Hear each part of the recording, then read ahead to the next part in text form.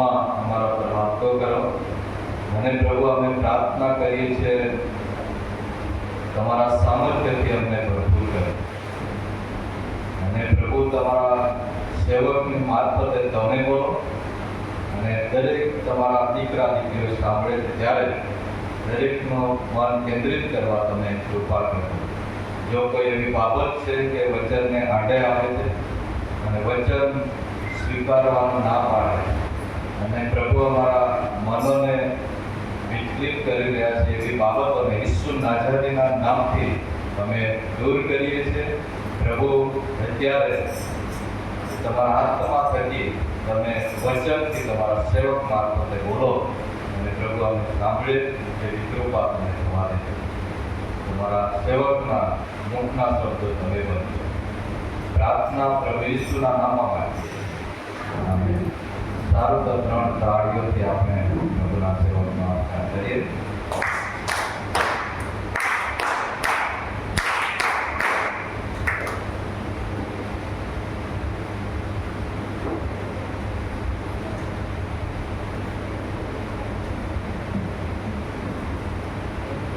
પ્રભુના પર માનું છું આ સમયના માટે. આજનો દિવસ પ્રભુએ આપણને આપ્યો અને સાથે આખો દિવસ પ્રભુએ આપણને સંભાળ્યા અને પ્રભુએ આપણી સહાય કરી, મદદ કરી. એના માટે પ્રભુના નામને આપણે ધન્યવાદ આપીએ છીએ. આજની આ સભામાં બહુ જ અસરકારક અને સુંદર ગીતો પાળ સાહેબના દ્વારા ગવડાવવામાં આવ્યા. ભજનના રૂપમાં એ ગીતો હતા અને બહુ જ સુંદર ગીતો ને એના જે શબ્દો ને એના અર્થ જે હતા એ બહુ ગજબના અર્થ હતા અને એ તો પ્રભુના મહિમા માટેના એ ગીતો હતા. અને આપણે પ્રભુના સેવકનો ખાસ આ સમયે આભાર માનીએ છીએ. આજે કષ્ટમય સપ્તાહનો 4થો દિવસ છે અને છેલ્લા 3 દિવસથી આજે 4થો દિવસ, 4 દિવસથી આપણે ઈશ્વરના ઘરમાં પ્રભુનું વચન સાંભળવા માટે ને પ્રભુનું વચન શીખવાને માટે આપણે આવીએ છીએ. આજે સુંદર સમય ને તક પ્રભુએ આપણને આપી છે કે ઈશ્વરના જીવંત વચનો આપણે સાંભળીએ, એનું પાલન કરીએ.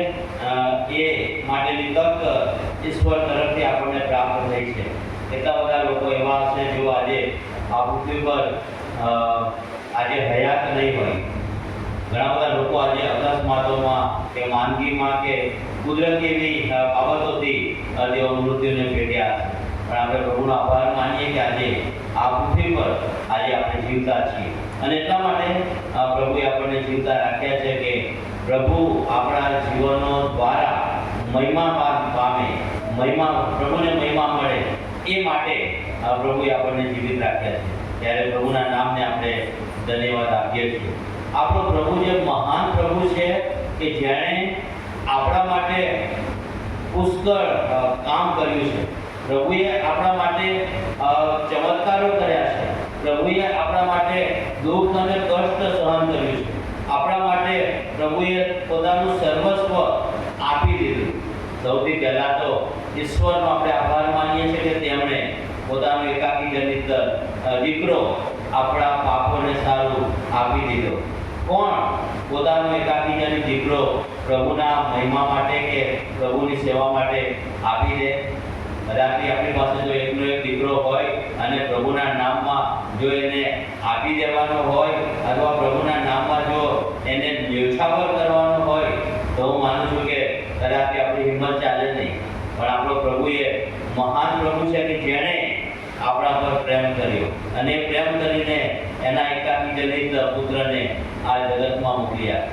અને પ્રભુ ઈસુએ આ જગતમાં આવીને આપણા માટે કેટલું બધું દુઃખ અને કષ્ટ સહન કર્યું છે અને એના બદલામાં આપણો જે રિસ્પોન્સ છે પ્રભુ પ્રત્યે એ રિસ્પોન્સ શું છે? ઈશ્વરે આપણા માટે જે કર્યું છે જો એનો આપણે વિચાર કરીએ તો કે જે પ્રભુ એ રાજાઓનો રાજા હતો, એ સ્વર્ગનો હકદાર, સ્વર્ગમાં રહેનાર અને કે છે આ પૃથ્વી પર ગંદી ગભાણમાં એ જન્મ લઈને પ્રભુ ઈસુ આવે છે. અને ત્યારબાદ પ્રભુ ઈસુની સામે જે દુઃખો અને જે કષ્ટ પડ્યા છે એ આપણે બાઇબલમાં વાંચીએ છીએ. બહુ જ ભયાનક દુઃખ અને કષ્ટમાંથી પ્રભુ ઈસુ એ પસાર થયેલા છે.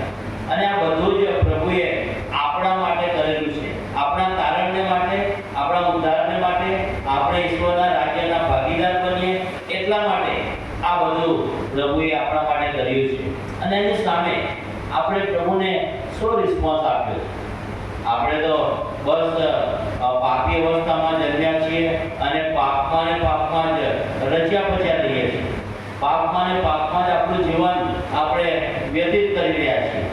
આપણો જે રિસ્પોન્સ છે ઈશ્વર પ્રત્યે એ કેવો રિસ્પોન્સ આપણે આપી રહ્યા છીએ?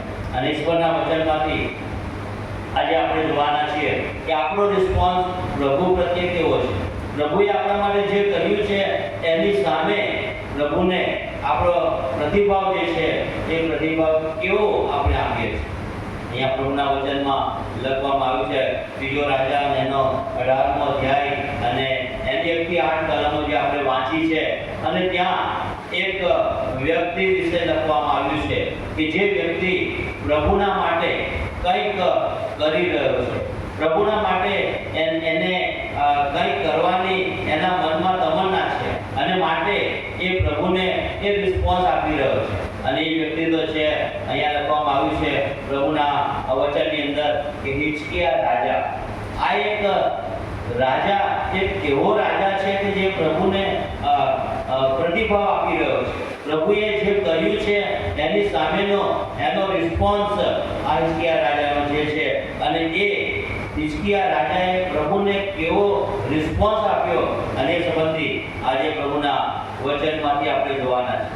આ એક રાજા એક એવો રાજા હતો કે જેના માટે અહીંયા લખવામાં આવ્યું છે, એનો પરિચય લખવામાં આવ્યો છે શરૂઆતની અંદર કે ઇઝરાયલના રાજા એલાના દીકરા હોશિયાને 3જે વર્ષે એમ કહ્યું કે યહૂદાના રાજા આહાબનો દીકરો હિજકિયા રાજ કરવા લાગ્યો. અને ત્યાં આગળ લખવામાં આવ્યું છે બીજી કલમમાં, તે રાજ કરવા લાગ્યો ત્યારે તે 25 વર્ષનો હતો. એણે યરૂશાલેમમાં 29 વર્ષ સુધી એને રાજ કર્યું. તેની માનું નામ અભી હતું અને એ જકારિયાની દીકરી હતી. અને આ પહેલી 3 કલમોમાં આ હિજકિયા રાજાનો નાનો અને ટૂંકો પરિચય અહીં આપવામાં આવ્યો છે. પણ આ હિજકિયા રાજા એક એવો રાજા હતો કે એના માટેની એક ખાસ નોંધ અહીંયા કરવામાં આવી છે. અને ત્યાં લખવામાં આવ્યું છે પ્રભુના વચનમાં 3જી કલમમાં, તેના પિતા દાઉદે જે સગળું કર્યું હતું તે પ્રમાણે તેણે યહોવાની દ્રષ્ટિમાં જે સારું હતું એ કર્યું. આ હિજકિયા રાજા ઈશ્વરના માટે જે સારું છે, પ્રભુના માટે જે યોગ્ય છે એ કામ એ કરે છે. આ હિજકિયા એક મોટો રાજા હતો અને આ હિજકિયા રાજા એ પ્રભુના માટે કંઈક કરવા માંગે છે અને એને જે કર્યું છે એની નોંધ કરવામાં આવી છે. અહીંયા લખવામાં આવ્યું છે જેના પિતા દાઉદે કે છે જે કર્યું એ પ્રમાણે એને યહોવાની દ્રષ્ટિમાં જે સારું હતું એ એણે કર્યું. ઈશ્વરની નજરમાં જ્યારે આપણે કોઈ કામ સારું કરીએ છીએ, ઈશ્વરની નજરમાં, ઈશ્વરની દ્રષ્ટિમાં જ્યારે કોઈ સારા કામ પ્રભુના માટે આપણે કરીએ છીએ ત્યારે ચોક્કસ એની નોંધ લેવામાં આવે છે. આપણી મંડળીની અંદર જો કોઈ સારું કામ આપણે કર્યું હોય તો ચોક્કસ મંડળીના લોકો, પાસ્ટોરેટ કમિટી કે પાડક સાહેબ એની નોંધ લે છે કે ફલાણી વ્યક્તિ, ફલાણા ભાઈ, ફલાણી બહેને ઈશ્વરના નામમાં આ મંડળીની અંદર સારું કામ કર્યું છે. અને ચોક્કસ જ્યારે સારું કામ કરવામાં આવે છે ત્યારે એની નોંધ લેવામાં આવે છે. આ હિજકિયા રાજાના માટે લખવામાં આવ્યું છે કે એને સારું કામ કર્યું. જૂના કરારના જે રાજાઓ જે છે એ રાજાઓનો જો આપણે અભ્યાસ કરીએ તો જૂના કરારના રાજાઓ બહુ ઓછા એવા રાજાઓ હતા કે જેમણે ઈશ્વરની દ્રષ્ટિમાં સારું કામ કર્યું. બહુ ઓછા ગણતરીના રાજાઓ છે કે જેમણે પ્રભુના માટે કંઈક સારું કામ કરીને પ્રભુને મહિમા આપ્યો છે. અને એમાંના ઓછા રાજાઓમાંનો એક આ હિજકિયા રાજા છે. જૂના કરારના જે રાજાઓ બાઇબલમાં આપણે વાંચીએ છીએ દુષ્ટ રાજાઓ હતા. મોટા ભાગના રાજાઓ દુષ્ટ અને ઈશ્વરની વિરુદ્ધના કામો કરનાર હતા. મોટા ભાગના રાજાઓ વ્યભિચારી રાજાઓ હતા અને મૂર્તિ પૂજા કરનારા એ રાજાઓ હતા. પણ આ એક હિજકિયા રાજા એક એવો છે કે જે બીજા રાજાઓથી અલગ એ રાજા છે. એ દુષ્ટાઈના માર્ગમાં કે વ્યભિચારના માર્ગમાં કે મૂર્તિ પૂજાના માર્ગમાં એ કામ કરતો નથી. પણ લખવામાં આવ્યું છે યહોવાની દ્રષ્ટિમાં જે સારું હતું એ કામ અહીંયા આ હિજકિયા રાજા અહીંયા કરે છે. આ એક એવો રાજા હતો કે જે બહુ જ મહેનતુ રાજા હતો, બહુ જ મહેનત કરનારો એ રાજા હતો. જગતના જે લોકો જે છે એ પોતાના કામકાજની અંદર બહુ વ્યસ્ત હોય છે. આપણી પાસે પુષ્કળ જવાબદારી છે, આપણી પાસે આપણા કુટુંબની જવાબદારી છે, આપણી પાસે આપણા વ્યવસાયની જવાબદારી છે, આપણે જ્યાં નોકરી કરીએ છીએ ત્યાં આપણી જવાબદારી છે. આજે બપોરે અમે એક ઘરમાં જમવા માટે ગયા હતા અને એ ભાઈ એ એમની જે જવાબદારી છે એ કંપનીમાં, અને અચાનક કંપનીમાંથી ફોન આવ્યો અને એમને ત્યાં તરત જ એ કંપનીમાં એમને જવું પડ્યું. કેમ? એમની જે જવાબદારી છે એ જવાબદારી પ્રત્યે એ સભાન છે. એ જવાબદારીને તેઓ પૂરી કરવા માટે પૂરા જવાબદાર છે. માટે અચાનક ફોન આવ્યો અને ત્યાં જવું પડ્યું. અને આપણામાંથી ઘણા બધાને આ રીતે આપણે કરવું પડે છે. અચાનક કદાચ કોઈ વાર ખેતરમાં જવાનો સમય આવ્યો, કંઈક ખેતરમાં બન્યું, આપણે અચાનક ખેતરમાં જવું પડે. આપણા વ્યવસાયમાં, આપણી નોકરીમાં, આપણે જ્યાં વેપાર કરતા હોઈએ ત્યાં જવું પડે, કારણ કે આપણી જવાબદારી છે. માટે આ હિજકિયા રાજા જે છે એ એવો રાજા છે કે જેની પાસે પુષ્કળ કામ છે, એની પાસે પુષ્કળ જવાબદારી છે. આપણે બધા જ સારી રીતે જાણીએ છીએ કે રાજા એની પાસે કેટલું બધું કામ હોય. એક રાજા હોય એની પાસે કેટલી મોટી જવાબદારી હોય. એનું આખું રાજપાટ એને સંભાળવાનું હોય. એના આખા રાજ્યની જવાબદારી એને લીધી છે. માટે એ જવાબદારી એને એ જવાબદારી પ્રત્યે એને સભાન રહેવું પડે. બીજા જે રાજાઓ પોતાનું લશ્કર લઈને એ રાજ્યની સામે ચડી ના આવે એનું ધ્યાન એ રાજાએ રાખવાનું હોય છે. પોતાની જે પ્રજા છે એ પોતાની પ્રજા એ પ્રભુના માર્ગમાં રહે, પ્રભુના ભયમાં રહે, એનું ધ્યાન એ રાજાએ રાખવાનું હોય છે. અને કેટલા બધા રાજાઓ આ પ્રમાણે વધતા નથી, પણ હિજકિયા રાજા એના માટે લખવામાં આવ્યું છે કે એવો રાજા જે બહુ જ મહેનતુ રાજા હતો. એની પાસે પુષ્કળ કામ હતું, પોતાના કામની અંદર વ્યસ્ત હતો. પણ એના માટે આપણે જોઈએ છે કે એ હિજકિયા રાજા આટલો બધો બીજી હોવા છતાં, કામ કરનારો હોવા છતાં, જવાબદારી વાળો હોવા છતાં પ્રભુના માટે કંઈક કરે છે. પ્રભુના માટે એ સમય વ્યતીત કરે છે. પ્રભુને એ પોતાનો સમય આપે છે.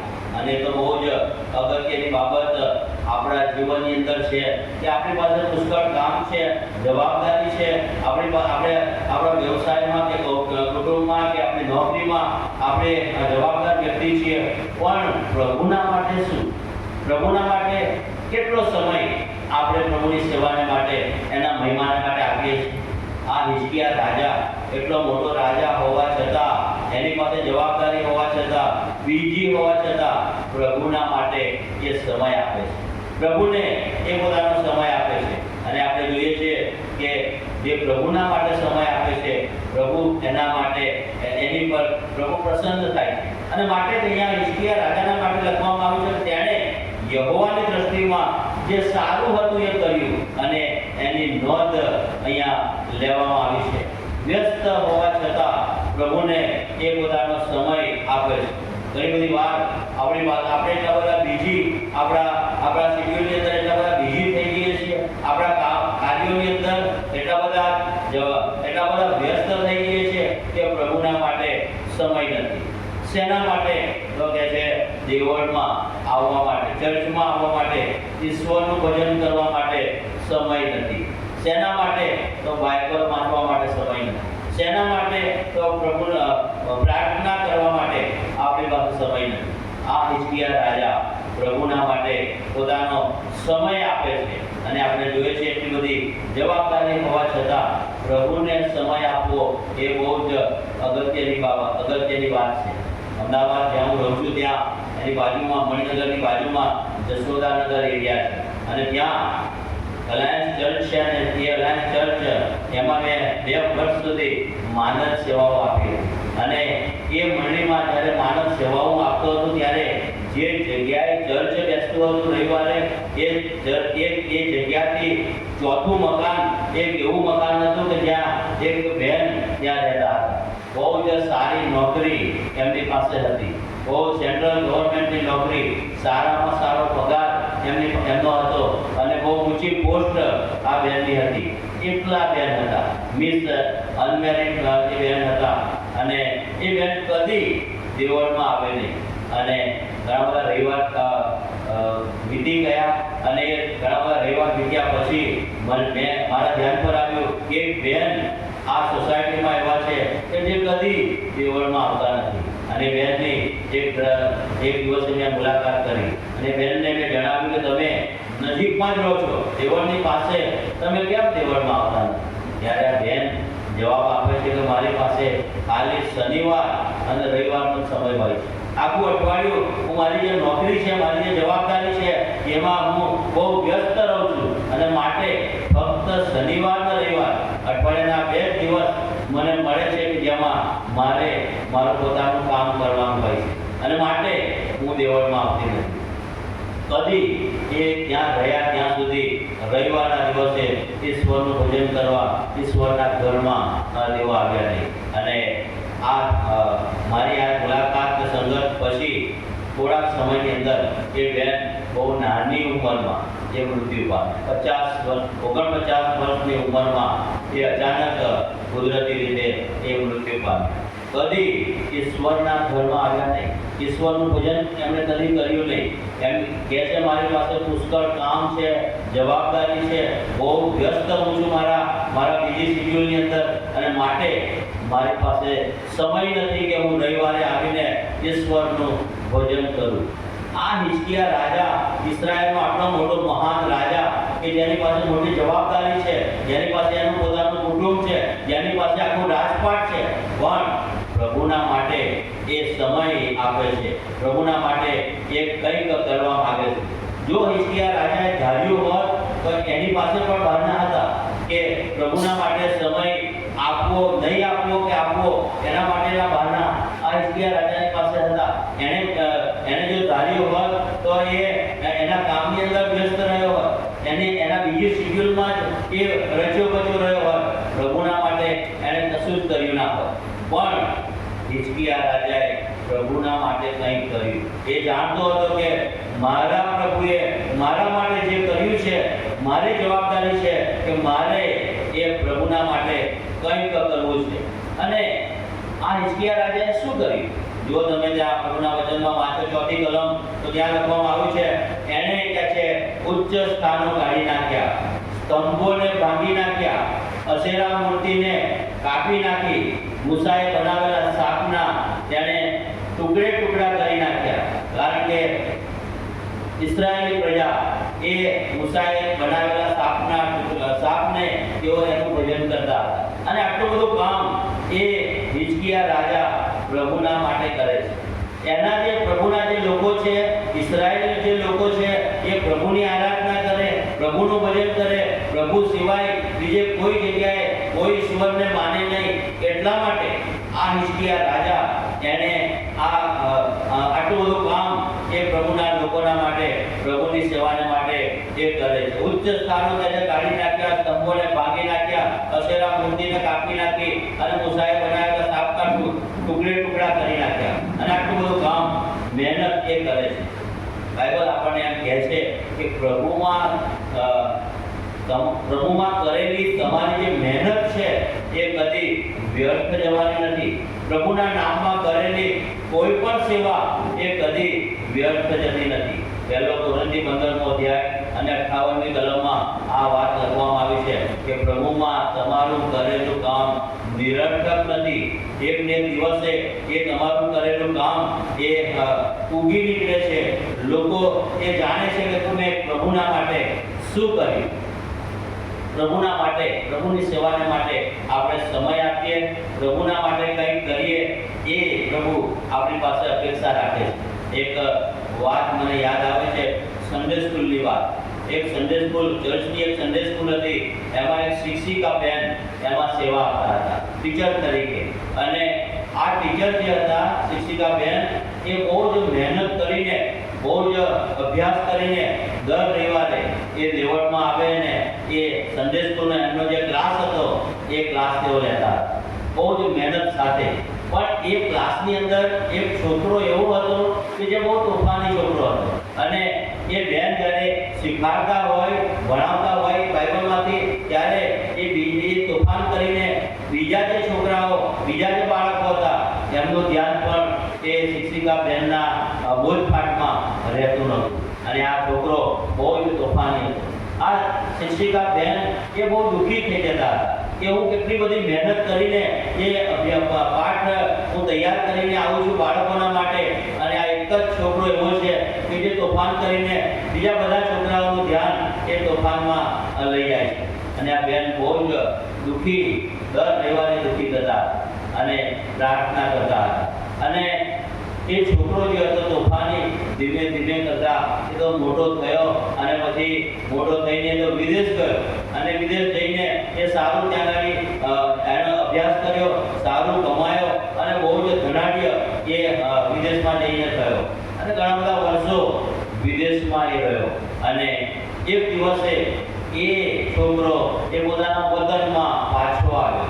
અને જ્યારે વતનમાં પાછો આવ્યો એના ગામમાં, જ્યારે એના ગામમાં એના ઘરે બેસતા એને એક કબ્રસ્તાન, ખ્રિસ્તી કબ્રસ્તાન ત્યાં એની ગામની પહેલા હતું. અને એ કબ્રસ્તાનમાં એને વિચાર આવ્યો કે આ કબ્રસ્તાનમાં મારે જવું છે, પછી હું મારા ઘરે જઈશ. મારે જાણવું છે કે હું જ્યારે વિદેશ ગયો ત્યારથી આટલા બધા વર્ષોમાં મારી મંડળીના લોકો કોણ કોણ મૃત્યુ પામ્યા છે, કોણ કોણ પ્રભુની પાસે ગયા છે, એ મારે જાણવું છે. અને પોતાનું જે વાહન હતું એ કબ્રસ્તાન આગળ ઊભું રાખ્યું. નીચે ઉતરીને એ તો કબ્રસ્તાનમાં ગયો. અને કબ્રસ્તાનમાં જઈને જે કબરો હતી, કબર ઉપર જે નામો લખેલા હતા એ બધા નામો એણે વાંચ્યા. અને પોતે મનમાં બહુ દુઃખી થઈ ગયો.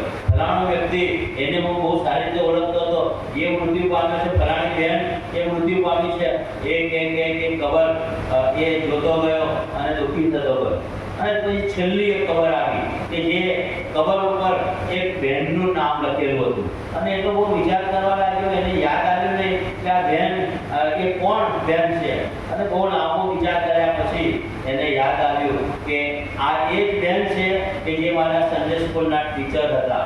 અને એ સન્ડે સ્કૂલમાં જ્યારે એ બહુ જ મહેનત સાથે એ બોધ પાઠ લઈને અમને શીખવાડવા આવતા હતા. અને હું એ તોફાન કરીને મારું ને બીજા બાળકોનું ધ્યાન હું બીજે લઈ જતો હતો. અને આ છોકરો જુવાન એ જ્યારે એને જોયું, ત્યારે બહેનનું નામ વાંચ્યું, ત્યારે મનમાં બહુ દુઃખી થયો.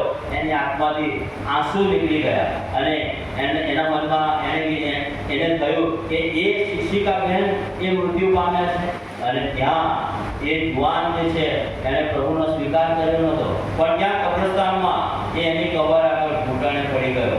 અને ઘૂંટણે પડીને પ્રભુને પોતાનું જીવન સોંપી દીધું. અને પ્રભુને કીધું કે પ્રભુ, આ બહેન કે જે સન્ડે સ્કૂલમાં અમને શિક્ષણ આપતા હતા, પણ હું તોફાન કરીને મારું ને બીજા બાળકોનું ધ્યાન બીજે લઈ જતો હતો, અને એ શિક્ષણ મેં લીધું નહોતું. અને આજે એ જુવાન એ પ્રભુને કહે છે, હું મારું જીવન પ્રભુ તમને સોંપું છું. અને ત્યાં એ કબર આગળ એણે તારણનો અનુભવ કર્યો. આ શિક્ષિકા જે બેન હતા એ બહુ જ મહેનત કરીને એ અભ્યાસ કરીને એ સન્ડે સ્કૂલમાં એ ક્લાસમાં આવતા હતા. આ છોકરો તોફાન કરતો હતો. દર રવિવારે આ જ સિલસિલો ચાલુ રહેતો હતો. પણ એ શિક્ષિકા બેને એ ટીચર તરીકેની એની જે સેવા હતી એ એમને છોડી નહીં. એ તો દર રવિવારે બહુ જ મહેનત સાથે બાળકોની પાસે આવે અને ક્લાસ લઈને બાળકોને શિક્ષણ આપવામાં મંડ્યા રહેતા હતા.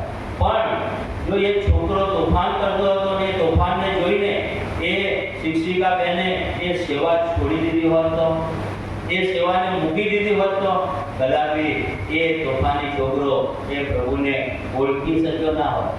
એણે એ એ શિક્ષિકા બહેને પોતાની જે સેવા છે એ ચાલુ રાખી અને બહુ ખંતથી એ તો અભ્યાસ કરીને મહેનત કરીને એ શિક્ષણ બાળકોને આપતા જ રહ્યા. અને એક દિવસે એ જુવાન મોટો થઈને પ્રભુની પાસે આવ્યો.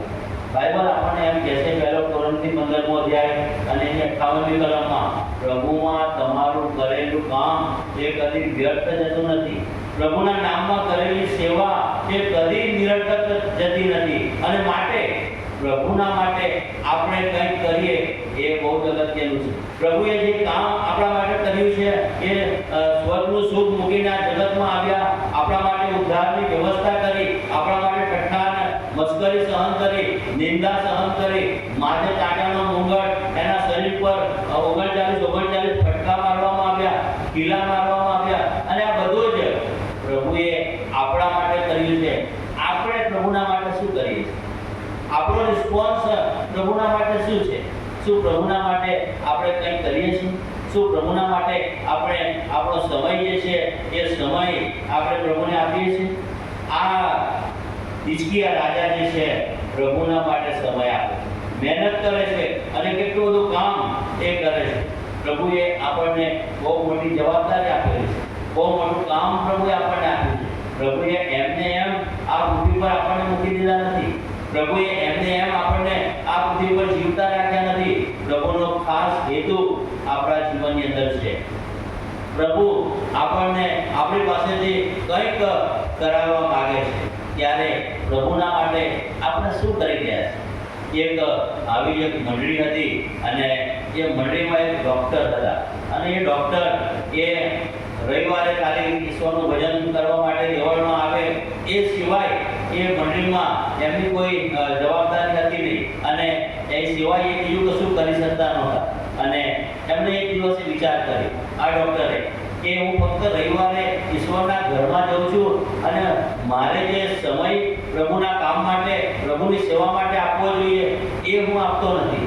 તો આ ડૉક્ટરે વિચાર કર્યો, તો કેવી રીતે હું પ્રભુના માટે કંઈક કરું? મારો જે સમય છે એ હું થોડો સમય હું પ્રભુને આપું. અને બહુ લાંબો વિચાર કરતા કરતા આ ડૉક્ટર એમડી ડૉક્ટર હતા.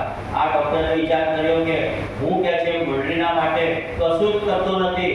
ત્યારે હું શનિવારે હું ચર્ચની અંદર જઈશ અને પાળક સાહેબની પાસેથી ચર્ચની ચાવી લઈને આખું દેવળ હું સાફ કરીશ. અને આ નિર્ણય આ ડૉક્ટરે કર્યો.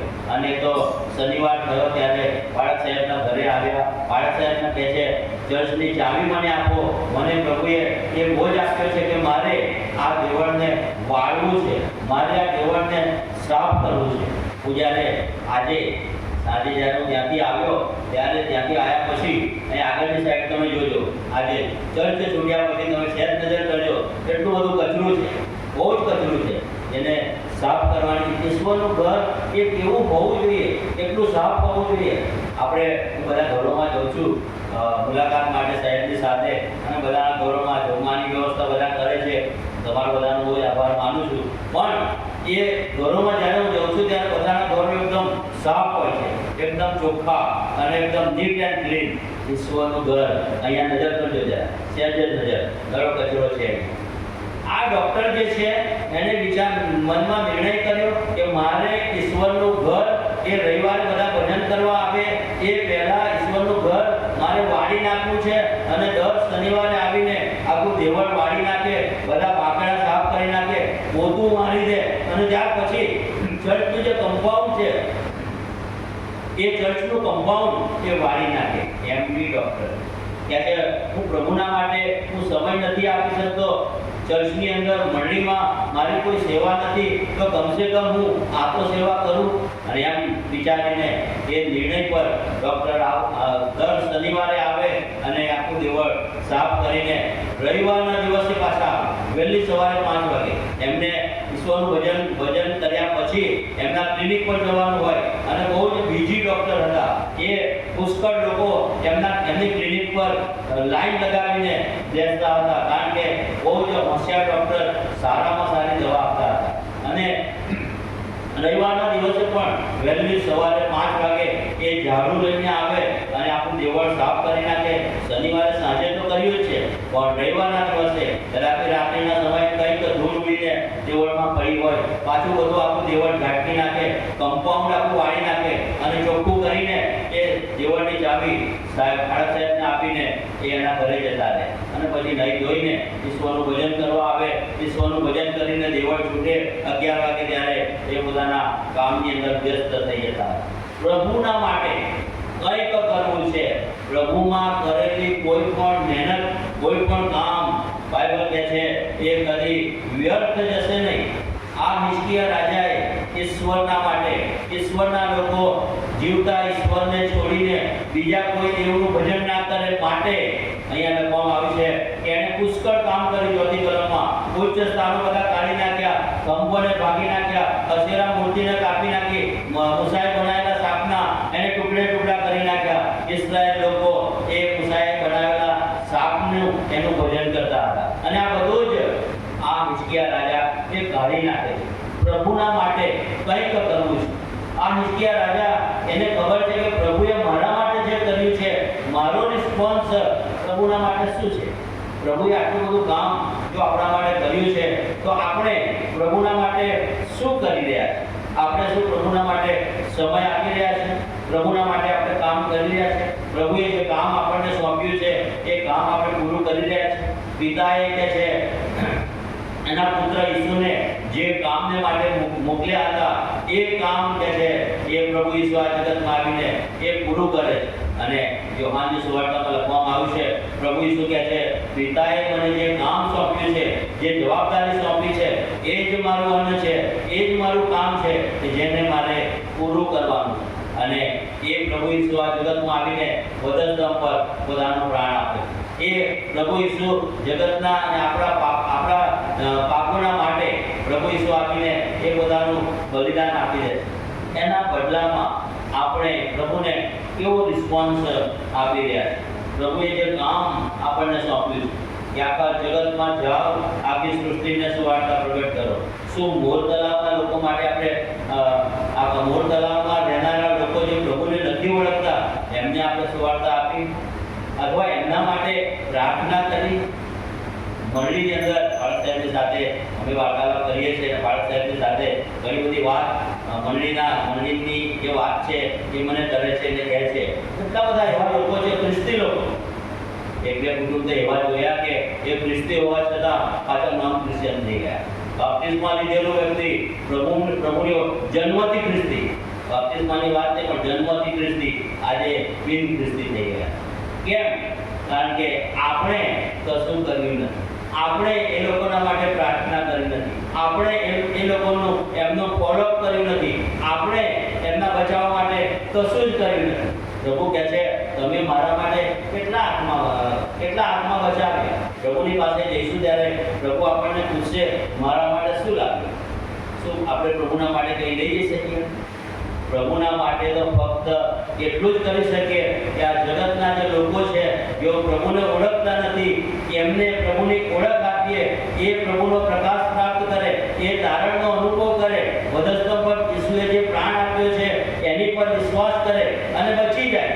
એ પ્રભુની ઈચ્છા છે. પણ આ બધું ક્યારે થશે? હું ને તમે આપણે સજાગ બનીશું ત્યારે. હું જ્યાં રહું છું એની આજુબાજુનો જે વિસ્તાર છે એ આજુબાજુના વિસ્તારમાં જે લોકો પ્રભુને નથી ઓળખતા એની જવાબદારી મારી છે. એ પ્રભુ મારી પાસેથી જવાબ લેશે કે તું જ્યાં રહેતો હતો એની આજુબાજુના લોકોના માટે ત્યાં શું કર્યું? શું ત્યાં એમને સુવાર્તા આપી? શું તું એમની પાસે ગયો? શું તું એમનું ફોલોઅપ કર્યું? શું ત્યાં એ લોકોના માટે પ્રાર્થના કરી? આ પ્રભુ મારી પાસેથી જવાબ લેશે. તમે જ્યાં રહો છો પ્રભુ તમારી પાસેથી જવાબ લેશે. મોર તલાવ ગામની અંદર કેટલા લોકોને તમે બચાવ્યા, કેટલા લોકોને તમે પ્રભુની પાસે લાવ્યા. આ હિજકિયા રાજા કહે છે પ્રભુના માટે સખત મહેનત કરે છે અને સખત કામ કરે છે. ત્યાર પછી આ હિજકિયા રાજાના માટે 5મી કલમમાં લખવામાં આવ્યું છે. જો તમે 5મી કલમ વાંચો તો ત્યાં લખ્યું છે તે ઇસ્રાયેલના દેવ યહોવા પર ભરોસો રાખતો હતો. આ એક એવો રાજા હતો કે જેનો ભરોસો, જેનો વિશ્વાસ એ પ્રભુ પર હતો અને ખંતથી ઈશ્વર પર ભરોસો રાખનાર આ હિજકિયા રાજા હતો. ઈશ્વરને પ્રભુની સેવાને માટે સમય આપે છે, મહેનત કરે છે અને એનો ભરોસો એ ઈશ્વર પર હતો. એણે કહે છે પોતાનું તન મન અને ધન પ્રભુની સેવામાં લગાડી. એણે પ્રભુ પર સંપૂર્ણ વિશ્વાસ કર્યો. પ્રભુ પર ભરોસો કર્યો. આપણો ભરોસો કેવો છે? આપણે પ્રભુ પર કેવો વિશ્વાસ કરીએ? આપણો ભરોસો ખાલી મોદી આપણે કહે છે કે હા પ્રભુ પર વિશ્વાસ કરીએ છીએ, પણ ખરેખર તો પ્રભુ પર વિશ્વાસ કરતા નથી. એક વાત વિશ્વાસની આવી છે ત્યારે મને યાદ આવે છે કે એક મલ હતો. મલ તમે કદાચ ઓળખતા હતા? મલ જે મલ એટલે જે માર્કેટ એરિયાની અંદર મલ એટલે એ બધા એવા આશ્ચર્યકારક કામો કરીને બધાને છપ કરી દે એવો અમારા વિસ્તારની અંદર મલ કે છે. કોઈ છોકરી હોય દોરી બે લાકડા રોપ્યા હોય એની પર દોરી બાંધી હોય અને દોરી પર એ છોકરી એ ખુલ્લા હાથે ચાલતી હોય એને શું કહેવામાં આવે? અમે એને મલ કહીએ. આવો એક મલ હતો અને એ મલ એ એનું બધું કામ કરીને એ આશ્ચર્યકારક કામ કરીને લોકોને છક કરતો હતો, લોકોને આશ્ચર્યચકિત કરી દેતો હતો અને લોકો પછી એને થોડા પૈસા આપતા હતા. પણ આ મલ એક દિવસે એને એવો વિચાર કર્યો કે આવા હું નાના જે ખેલ કરું છું અને નાના ખેલ કરીને લોકોને હું છક કરીને થોડા પૈસા કમાઉં છું, પણ આ મને વિચાર કર્યો મારે બહુ મોટો ખેલ કરવો છે અને બહુ મોટો ખેલ કરીને લોકોને મારે આશ્ચર્યચકિત કરવા છે અને બહુ બધા પૈસા એક સામના મારે કમાવા છે. અને આ મલ એ તો વિચાર કરતો હતો કે એવો કેવો ખેલ હું ખેલું કે જેથી કરીને લોકો આશ્ચર્યચકિત થઈ જાય. ત્યાં આ મલે વિચાર કરતા એક જગ્યાએ એની દ્રષ્ટિ એક જગ્યા પર પડી કે જ્યાં બહુ બધા ટુરિસ્ટ લોકો એ જગ્યાએ ત્યાં આવતા હતા અને ત્યાં બહુ મોટો ધોધ પડતો હતો અને ધોધ જોવા માટે પુષ્કળ લોકો આજુબાજુથી આવતા હતા અને ધોધનો આનંદ તેઓ લેતા હતા. અને આ મલે વિચાર કર્યો કે આ જે ધોધ પર જે માણસો હજારો લોકો એ જોવા આવે છે ત્યાં હું કંઈક ખેલ કરીને એ લોકોને આશ્ચર્યચકિત કરીને એ લોકો બધા મને પૈસા આપશે. અને એણે તો બહુ જ લાંબુ ને જાડું એક દોરડું એણે તૈયાર કર્યું અને એ દોરડું તૈયાર કરીને એ ધોધની વચ્ચે બે મોટા પહાડ હતા અને એ પહાડ ઉપર એણે એક પહાડના છેડા પર ઉપર ટોચ પર એણે દોરડું બાંધ્યું અને એ દોરડાનો બીજો છેડો એ બીજા પહાડ પર એણે બાંધ્યો. બંને પહાડ પર એ મોટું જાડું અને લાંબુ દોરડું મજબૂત લાગીને એણે બાંધ્યું. એણે વિચાર કર્યો કે એ દોરડા પર હું ચાલીશ અને દોરડા પર ચાલીને હું આ બાજુથી પેલી બાજુથી આ બાજુ જઈશ અને લોકો મને જોશે, મારી વાહ કરશે અને મને બહુ બધા પૈસા આપશે. અને એણે એ શરૂઆત કરી દોરડા પર ચાલવાની.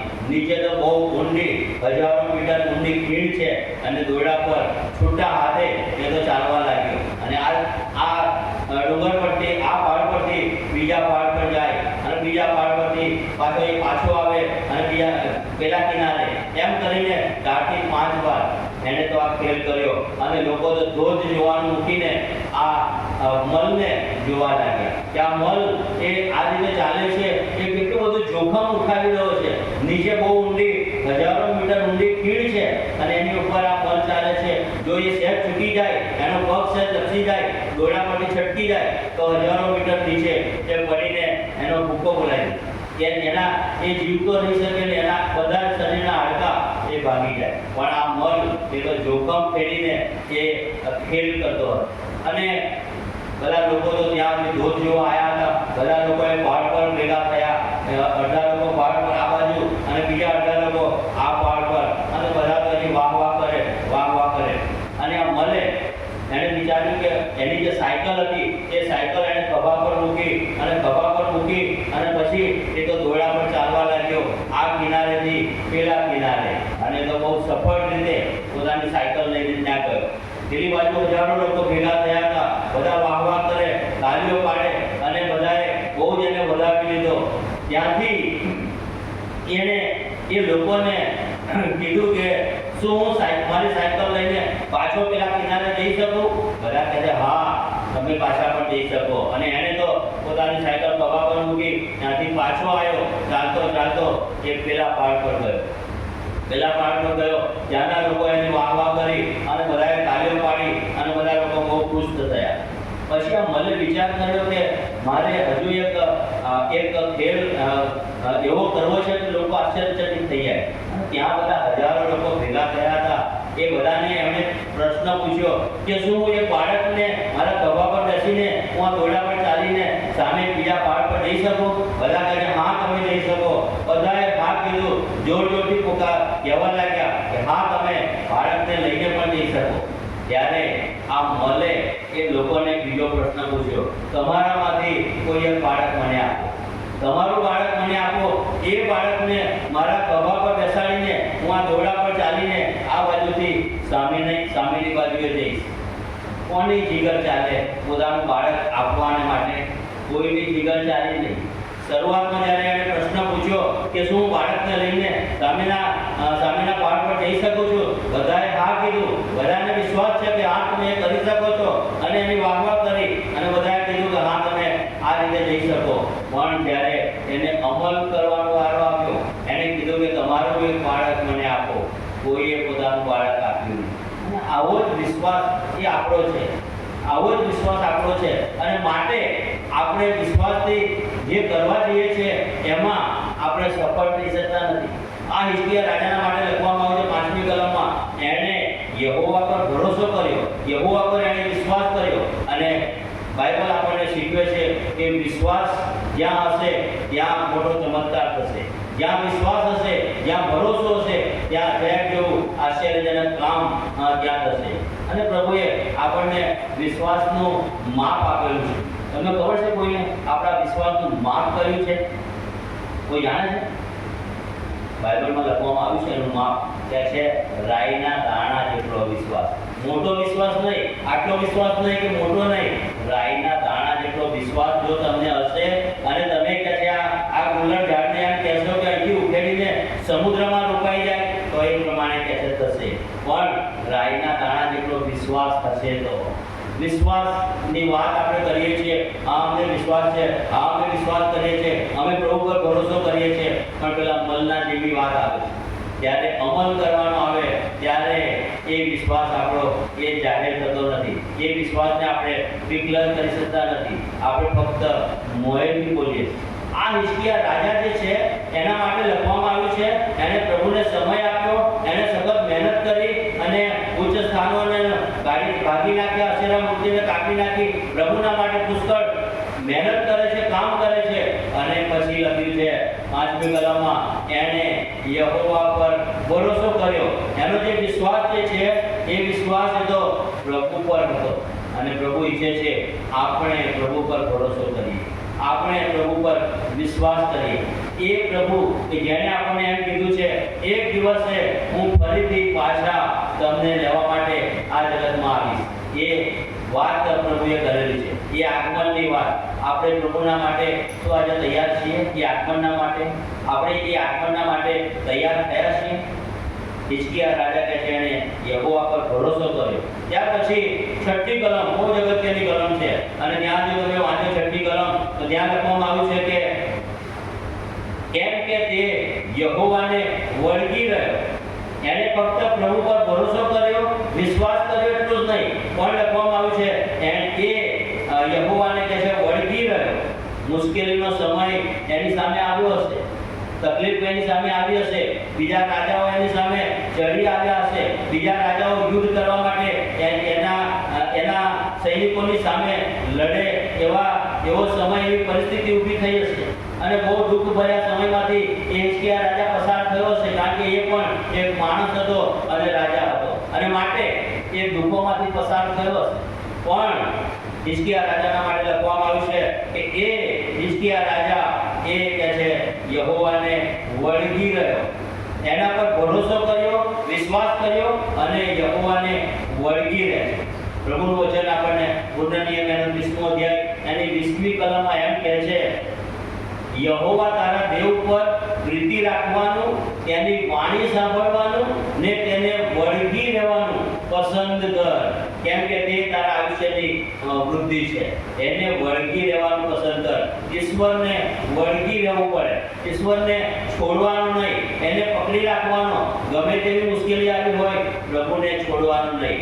આજે કુટુંબની મુલાકાત અમે કરી હતી ત્યારે અમારી સામે મુશ્કેલી આવી અને દુઃખ આવ્યું અને માટે અમે ઈશ્વરને મૂકી દીધો, એને છોડી દીધો અને અમે બિન ખ્રિસ્તી અમે થઈ ગયા. ખ્રિસ્તને મૂકી દીધો, અમે કહે છે બિન ખ્રિસ્તી છીએ. આજે પ્રભુને નથી ઓળખતા. મુશ્કેલી આવી, સંકટ આવી કે છે પ્રભુને મૂકી દીધો, છોડી દીધો. જૂના કરારમાં અયુબનું બહુ સુંદર દ્રષ્ટાંત આપણી સામે છે. અયુબની સામે કહે છે બહુ ભયાનક દુઃખ આવ્યું, બહુ ભયાનક. એના બધા જ દીકરા એક જ દિવસે એક સાથે મરણ પામ્યા. આપણા ઘરની અંદર જો કદાચ એક જુવાન દીકરો હોય અને જો એ મૃત્યુ પામે તો કેટલું બધું દુઃખ થાય છે આપણે. પણ અયુબના જીવનમાં તો લખ્યું છે બધા જ દીકરા, જુવાન દીકરા એક જ દિવસમાં એક સાથે મૃત્યુ પામ્યા. અયુબની કેવી હાલત થઈ છે, કેવી પરિસ્થિતિ, કેવું દુઃખ એને અનુભવ્યું હશે. અને પછી લખવામાં આવ્યું છે એના જે બધા ચાકરો હતા બધા ચાકરો મૃત્યુ પામ્યા. એની પાસે જે રાજા કિલ્લું હતું એની પાસે કે છે એ પૂર્વના દેશોમાં સૌથી ધનાઢ્ય વ્યક્તિ હતો. એની પાસે પુષ્કળ જાનવરો હતા. એ બધા જાનવરો એક સાથે એક જ દિવસમાં બધું ખલાસ થઈ જાય છે. કેવી ભયાનક પરિસ્થિતિમાં આ અયુબ મુકાઈ ગયા. અને હજુ એમાં કંઈક હજુ બાકી હોય એમ. એની જે પત્ની હતી એ પત્નીએ કે છે એનો ત્યાગ કર્યો. એની પત્ની કે છે આટલું બધું તારું જતું રહ્યું, તારું બધું ખલાસ થઈ ગયું અને હજી શું તું પ્રભુ પ્રભુ કર્યા કરે છે, તારા પ્રભુને શ્રાપ દે અને મરી જા. બહુ જ ભયાનક પરિસ્થિતિ. એની પોતાની જે પત્ની છે એ પોતાની પત્ની તો આવું કે એ તો કેટલા અફસોસની, કેટલા દુઃખની વાત કહેવાય. આટલું ભયંકર દુઃખ અયુબની સામે પડ્યું. પણ અયુબના માટે લખવામાં આવ્યું અયુબનો પહેલો અધ્યાય એની 20મી કલમમાં આટલું બધું થયા છતાંય અયુબ કહે છે 20મી કલમમાં એને ઈશ્વરને સ્તુતિ કરતા કહ્યું હું નિવસ્ત્ર, હું આ જગતમાં આવ્યો હતો અને નિવસ્ત્ર પાછો જઈશ. યહોવાના નામની સ્તુતિ હો. એને પ્રભુનો આભાર જ માન્યો. આટલું બધું ખલાસ થઈ ગયા છતાંય આપણા જીવનની અંદર જ્યારે દુઃખ અને મુશ્કેલી આવે છે ત્યારે આપણે પ્રભુને મૂકી દઈએ છીએ, પ્રભુને આપણે ભૂલી દઈએ છીએ, પ્રભુને આપણે છોડી દઈએ છીએ. અહીંયા હિજકિયા રાજાના માટે લખવામાં આવ્યું છે તે યહોવાને વળગી રહ્યો. આ વળગી રહેવાની વાત જ્યારે પણ આવે ત્યારે મને વાંદરાની વાત બરાબર યાદ આવે. તમે વાંદરાનું ટોળું જોયું હશે. વાંદરા, બહુ બધા વાંદરાનું ટોળું જે તમે જો જોયું હોય ત્યાં એ વાંદરા જે હોય છે એમની જે નારી જાતિ જે વાંદર જે હોય છે એની પાસે નાના નાના બચ્ચા પણ હોય છે. અને બચ્ચા તમે જોયા હશે. અને બચ્ચા જે હોય છે એ એની જે માં છે, બચ્ચાની માં એ બચ્ચાને પકડી રાખે છે કે બચ્ચું એની માને પકડી રાખે છે. તમે જોયું હશે. એ તો અમારા વિસ્તારમાં બહુ બધા વાંદરા છે, પુષ્કળ વાંદરા. અને વાંદરા બધું બરાબર ધ્યાનથી એને જોઉં છું, એની સ્ટડી કરું છું. ઘણી વાર ઊભો રહીને હું જોઉં કે કેવું કરે છે. અને આ બધી સ્ટડી કરીને ઈશ્વરના વચનની સાથે એની સરખામણી કરું છું. અને આ જે બચ્ચા જે હોય છે બહુ નાના બચ્ચા, તમે ખબર છે કલર કેવો હોય છે નાના બચ્ચાનો? વાંદરાના બચ્ચા જોયા છે તમે? એકદમ કાળા હોય છે. નાના હોય ત્યારે બહુ કાળા હોય, પછી ધીમે ધીમે એમનો જે કલર છે એ ખુલે છે. આ નાના બચ્ચા જે છે એની માં બચ્ચાને પકડતી નથી. એની માં છે એ તો કૂદાકૂદ કરે. એક ઝાડની ડાળ પરથી બીજી ડાળ પર કૂદીને જાય, એક ઝાડ પરથી બીજા ઝાડ પર કૂદીને જાય. એના બચ્ચાને પકડતી નથી. બચ્ચું એની માને પકડે છે અને બચ્ચું એની માને બરાબર વળગી રહે છે કે જેથી કરીને એની માં એ એક ડાળી પરથી બીજી ડાળી પર જાય, કંઈ જોખમ ઊભું થાય ત્યારે એ કૂદાકૂદ કરે ત્યારે એ બચ્ચું પડી જાય નહીં. માટે એ બચ્ચું જે છે બહુ નાનું છે પણ એની માને એ વળગી રહે છે અને એ વળગી રહે છે ત્યારે એ સલામત રહે છે. અહીંયા પ્રભુના વચનમાં લખવામાં આવ્યું છે ત્યાં 6ઠી કલમમાં કે છે હિજકિયા રાજા યહોવાને વળગી રહ્યો. આપણી જે માતા છે કે આપણો જે પિતા છે એને વળગી રહેવાનું છે. એ આપણને વળગી રહેશે નહીં પણ આપણે એને પકડી રાખવાનું છે. આપણે એને વળગી રહેવાનું છે. અને જ્યારે આપણે એ પ્રભુને, એ જે આપણી માતા છે કે આપણો પિતા છે એને જ્યારે આપણે વળગી રહીએ છીએ આપણે સલામત રહીએ છીએ. આ હિજકિયા રાજા કે છે યહોવાને વળગી રહ્યો. અને વળગી રહ્યો ત્યારે એનું જે પરિણામ જે છે એ તમે 7મી કલમમાં જુઓ. 7મી કલમમાં લખવામાં આવ્યું છે, યહોવા તેની સાથે હતો, જ્યાં જ્યાં તે ગયો ત્યાં ત્યાં તે સફળ થયો. યહોવા કે છે એની સાથે હતો. કેમ? કારણ કે એને પોતાનો સમય પ્રભુને આપ્યો, એને પ્રભુના માટે સખત મહેનત કરી, પ્રભુ પર ભરોસો કર્યો, વિશ્વાસ કર્યો, પ્રભુને વળગી રહ્યો, અને માટે લખવામાં આવ્યું છે કે જ્યાં ગયો ત્યાં તે સફળ થયો. ખ્રિસ્તી જીવનની અંદર, આપણા આ જીવનની અંદર શું આપણે પ્રભુને એક રીતે વળગી રહીએ છીએ? અને જ્યારે આપણે પ્રભુને જો વળગી રહીએ છીએ, પ્રભુને જો આપણે સમય આપીએ છીએ, પ્રભુના માટે જો કંઈક કરીએ છીએ, મહેનત કરીએ છીએ, આપણે જ્યાં જઈએ ત્યાં પ્રભુ આપણને સફળતા આપે છે. આ હિજકિયા રાજા કે જેના માટે લખવામાં આવ્યું છે કે જ્યાં જ્યાં ગયો ત્યાં ત્યાં કહે છે એ સફળ થયો અને આશીર્વાદિત થયો. ત્યાર પછી એક છેલ્લી વાત કહેવા માંગુ છું હિજકિયા રાજાના માટે કે હિજકિયા રાજા એક પ્રાર્થનાવાદી વ્યક્તિ હતો. એનું જીવન એ પ્રાર્થનામય જીવન હતું. અને ખ્રિસ્તી જીવનની અંદર આપણા જીવનમાં પ્રાર્થનાને સ્થાન હોય એ બહુ જ અગત્યની વાત છે, બહુ જ અગત્યની. રોજે રોજ આપણે પ્રાર્થના કરીએ, ઈશ્વરની સાથે સંગત કરીએ, ઈશ્વરની સાથે મુલાકાત કરીએ, ઈશ્વરને રોજે રોજ મળીએ. પ્રભુ એ આપણી પાસે અપેક્ષા રાખે છે. પ્રભુએ જ્યારે આદમને હવાને બનાવ્યા અને એદનવાડીમાં મૂક્યા ત્યારે યહોવા શું કરતો?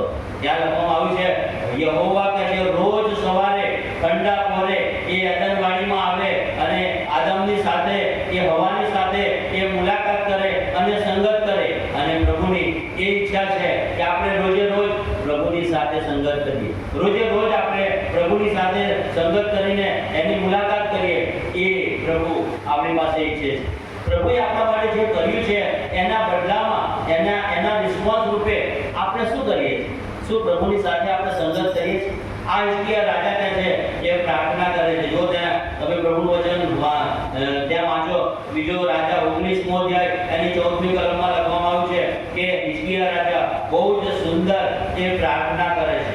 અને કેવા સમયમાં?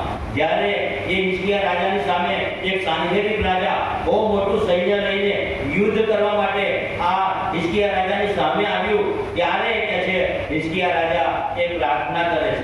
ત્યારે એ સૈનિકોને તૈયાર કરતો નથી, ત્યારે એ કોઈ બીજા રાજાની મદદ લેતો નથી કે બીજા કોઈ રાજાની રાજાની પાસે સૈનિકો મંગાવું અને સાંહેરીબ રાજાએ જે સૈનિકો મોકલ્યા છે એની સામે હું લડવા જાઉં, એવું એ કરતો નથી. એનો ભરોસો, એનો વિશ્વાસ એ તો ઈશ્વર પર હતો.